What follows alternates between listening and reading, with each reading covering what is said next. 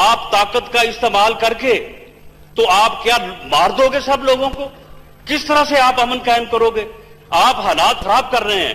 اس لیے میں یہ کہہ رہا ہوں کہ ان کے ساتھ جو ہے وہ بیٹھ کے اس معاملے کو جو ہے وہ وائزلی حل کیا جائے. وہ قوتیں وہی ہیں جو آپ سے ٹکٹ دینے کے لیے انٹرویو لیتی رہی ہیں.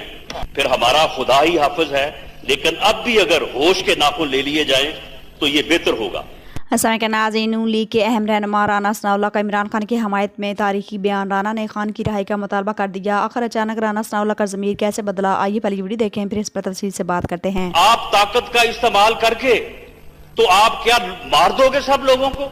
کس طرح سے آپ امن قائم کرو گے؟ آپ حالات خراب کر رہے ہیں. اس لیے میں یہ کہہ رہا ہوں کہ ان کے ساتھ جو ہے وہ بیٹھ کے اس معاملے کو جو ہے وہ وائزلی حل کیا جائے. وہ قوتیں وہی ہیں جو آپ سے ٹکٹ دینے کے لیے انٹرویو لیتی رہی ہیں. پھر ہمارا خدا ہی حافظ ہے، لیکن اب بھی اگر ہوش کے ناخن لے لیے جائیں تو یہ بہتر ہوگا. آج حکومت کیا کر رہی ہے جناب اسپیکر؟ اگر اس چیز کو سیریسلی نہ دیکھا گیا اور یہی غیر سنجیدہ رویہ جو ہے وہ بدستور رہا جو 3 دنوں میں رہا ہے. فیصلہ آنے کے بعد جو ہے وہ لا اینڈ آرڈر کی صورتحال خراب ہوئی. جو صورتحال ہوئی وہ سب کے سامنے ہے. اب ان 3 دنوں میں آپ اس حکومت کا جو ہے وہ رویہ دیکھیں کہ ہر موقع کے اوپر انہوں نے معاملات کو ڈیل کرنے کے لیے، ہینڈل کرنے کے لیے کس قسم کا جو ہے وہ رویہ اپنایا، کس قسم کی غیر سنجیدگی. اور اس طرح سے لگتا ہے کہ یہ حکومت ہے یا یہ کوئی نظام، سکے کا نظام جو ہے وہ قائم ہوا ہے، یا یہ کوئی تماشا ہے. پہلے دن سب سے پہلے جو موقف آیا حکومت کی طرف سے وہ وزیر اعظم صاحب کی جو ہے وہ تقریر ہے. اور جناب اسپیکر، ان معاملات کو بڑی ہی سنجیدگی کے ساتھ ہینڈل کرنا، ڈیل کرنا وائزلی اس لیے بھی ضروری ہے کہ اس سے پہلے یہ مسالے موجود ہیں. آپ طاقت کا استعمال کر کے تو آپ کیا مار دو گے سب لوگوں کو؟ کس طرح سے آپ امن قائم کرو گے؟ آپ حالات کو خراب کر رہے ہیں.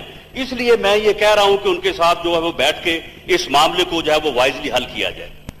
آج حکومت کیا کر رہی ہے جناب اسپیکر؟ اگر اس چیز کو سیریسلی نہ دیکھا گیا اور یہی غیر سنجیدہ رویہ جو ہے وہ بدستور رہا جو 3 دنوں میں رہا ہے، جس کی میں مختصراً جو ہے وہ نشاندہی کروں گا، تو جناب اسپیکر پنجاب جو ہے یہ 11 کروڑ لوگوں کا صوبہ ہے اور یہ سینٹرل پنجاب جو ہے یہ 6.5-7 کروڑ نفوس ہیں. یہ ان کو اس طرف لانے والا کون ہے؟ یہ لوگ جو ہیں یہ تو کبھی سیاست میں اور الیکشن میں انٹرسٹڈ ہی نہیں تھے. ان کے آپ رہنماؤں کو دیکھیں، ان کی 60 65 سال عمریں، انہوں نے کبھی محلے کے BT ممبر کا الیکشن نہیں لڑا. ان کو کون لے کے آیا تھا سب سے پہلے NA 120 میں کہ جی الیکشن لڑو؟ وجہ کیا تھی؟ ان کو الیکشن لڑانا وجہ تھی؟ نہیں.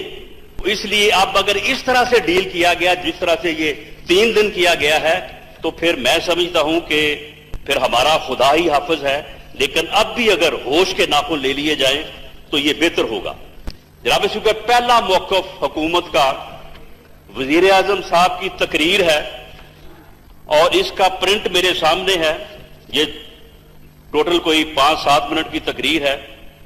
وزیر اعظم صاحب فرما رہے ہیں کہ چھوٹے سے طبقے نے رد عمل دیا ہے اور جس طرح کی زبان استعمال کی ہے میں مجبور ہوں کہ آپ سے بات کروں. ججز نے جو فیصلہ دیا ہے وہ آئین کے مطابق ہے. جہاں جس طرح کی زبان استعمال کی گئی ہے، ملک روک دیں گے، یہ سڑکیں بلاک کر رہے ہیں اور اس طرح ملک رک جائے گا، مزدوروں کا روزگار ختم ہو جائے گا. اور ساتھ ہی ایک ویڈیو اور چل رہی تھی کہ میں پورا ملک بند کر دوں گا، پورا ملک روک دوں گا. جناب اسپیکر، انہوں نے یہ بھی فرمایا کہ کوئی توڑ پھوڑ نہیں کرنے دیں گے، کوئی ٹریفک نہیں رکنے دیں گے. کہا گیا کہ بڑی سٹرینتھ، بڑی مضبوط اور بڑی زبردست تقریر کی ہے، بہت بہادری کا مظاہرہ کیا ہے۔ وہاں پہ دو ٹوک انداز میں بات ہوئی کہ ان کے 3 دھرنے جو ہیں وہ بڑے تھے۔ ہم نے ہمارے علم کے مطابق وہاں پہ یہ بات ہوئی کہ ان 3 دھرنوں کے اوپر جہاں پہ تعداد زیادہ ہے وہاں پہ طاقت کا استعمال نہیں کرنا چاہیے۔ یہ جناب اسپیکر ہمارا ایکسپیرینس بھی تھا۔ اس سے پہلے جب بھی یہ دھرنے جو ہیں یہ تقریباً 1 سال ہم نے جو ہے وہ اس مصیبت کو، اس مشکل کو بھگتا ہے، اور اس وقت اس مصیبت کو بڑھانے میں، اس کو ابھارنے میں جو ہے وہ یہ ہمارے بھائی جو ہے وہ یہ ان کے شانہ بشانہ ہوتے تھے۔ ان کے لیے جو ہے وہ تقاریر بھی کرتے تھے اور ان کے لیے کھانا بھی لے کے جاتے تھے، ان کو جو ہے وہ فیسیلیٹیٹ بھی کرتے تھے، اور کچھ اور مقتدر قوتیں بھی تھیں جو وہ بھی اس سارے معاملے میں، سارے عمل میں شامل تھیں۔ وہ قوتیں وہی ہیں جو آپ سے ٹکٹ دینے کے لیے انٹرویو لیتی رہی ہیں۔ یہ بات بلا خوف تردید یہ کہتا ہوں کہ بات صرف یہ ہوئی تھی کہ جہاں پہ ان کے دھرنے جو ہیں وہ بڑے ہیں وہاں پہ آپ یوز آف فورس نہ کریں، کیونکہ فیض آباد کا ایکسپیرینس تھا۔ یہ کس نے ان کو کہا تھا کہ آپ موبائل سرور جو ہے وہ پورے دن کے لیے بند کر دیں؟ یہ کس نے ان کو کہا تھا کہ آپ نے اگر 3 جگہ پہ آپ نے فورس کا استعمال نہیں کرنا تو آپ جو ہے وہ پورے ملک میں جو ہے وہ فری فار آل کر دیں؟ انہوں نے پورے ملک میں فری فار آل کر دیا، جو انہوں نے ایک دن میں جو ہے وہ پورے ملک میں جس طرح سے جو ہے وہ لوگ۔ ایک رسول اللہ صلی اللہ علیہ وسلم کی حدیث آپ کو بتاتا ہوں۔ آپ نے فرمایا لَتَتَّبِعُنَّ سُنَنَ مَنْ قَبْلَكُمْ شِبْرًا بِشِبْرٍ وَذِرَاعًا بِذِرَاعٍ حَتَّى لَوْ دَخَلُوا جُحْرَ ضَبٍّ تَبِعْتُمُوهُ قَالُوا يَا رسول اللہ الْيَهُودَ وَالنَّصَارَى قَالَ فَمَنْ۔ ایک زمانہ آئے گا جب تم بالشت اور قدم قدم پچھلی امتوں کی پیروی اس طرح کرو گے کہ اگر وہ گوہ کی غار میں گھسنے لگے تو آپ وہاں بھی ان کے پیچھے پیروی کرتے رہیں گے۔ صحابہ کرام نے عرض کیا یا رسول اللہ ہم یہود و نصارہ کی پیروی کریں گے؟ آپ نے فرمایا پھر اور کون ہو سکتے ہیں؟ آج آپ مغرب یہود و نصارہ کی پیروی کرتے نظر آ رہے ہیں، اور یہ مسلمان قوم 25 کروڑ پاکستانی مسلمان قوم کے شاعر نشان نہیں ہے۔ ذرا اس حوالے سے ہمارے چہرے کو خدا کے سامنے پیش ہونے کے قابل بنا دیں۔ جب ہم کہتے ہیں کہ نبوت مکمل ہو چکی ہے، وحی مکمل ہو چکی ہے، اور اللہ رب العزت فرماتے ہیں الیوم اکملت لکم دینکم واتممت علیکم نعمتی، میں نے اپنا دین تم پر مکمل کر دیا ہے اور اپنی نعمت تم پر تمام کر دی ہے۔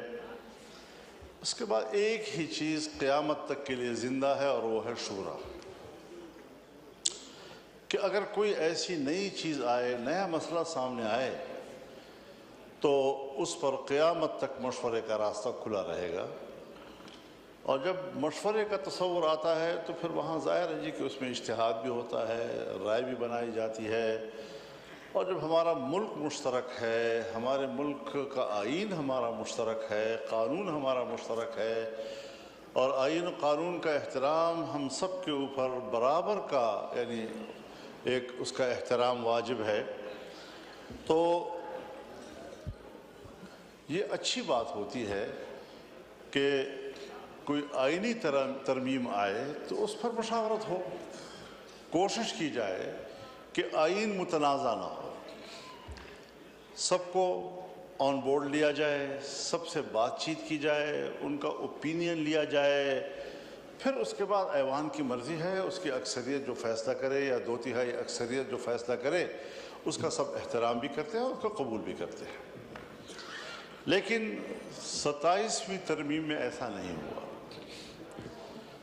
یہی وجہ ہے کہ آپ کے آئین کا یہ 27ویں ترمیم اسی طرح متنازع ہوگا جس طرح کی नाज़रीन, इस फसाइद के दौर में अगर कोई अपने हक के लिए आवाज़ उठाए तो वो भी जुर्म बन चुका है। इसलिए आपने देखा होगा कि पाकिस्तान के कई सहाफ़ी जो इस वक्त इस जुर्म की कड़ी सज़ा काटने के बाद मुल्क बदर हो चुके हैं। यही वजह है कि नेशनल असम्बली में राना सनाउल्लाह हो या कोई और, इमरान खान की हमायत करना बहुत बड़ा इम्तिहान है, क्योंकि ताकतवर खान की हम हमदर्दी करने वालों को पसंद नहीं करते। बहरहाल राना सनाउल्लाह वैसे तो अक्सर इमरान खान पर तनकीद करते नजर आते हैं, मगर आज इनकी गुफ्तगू का रुख थोड़ा अलग था। यूं लगा कि राना साहिब मौजूदा निज़ाम से खुश नहीं, हालांकि ये खुद इस निज़ाम का हिस्सा रह चुके हैं। उसके बावजूद इन्होंने अपनी गुफ्तगू में इस वसायत पर दिल आज़ारी ज़ाहिर की। बहरहाल आज की वीडियो में आपने एक और अहम शख्स की गुफ्तगू भी सुनी। इस बारे में अगर आप नाज़रीन को राय देना चाहें तो कमेंट सेक्शन दे सकते हैं। Thank you for watching. अल्लाह हाफिज़।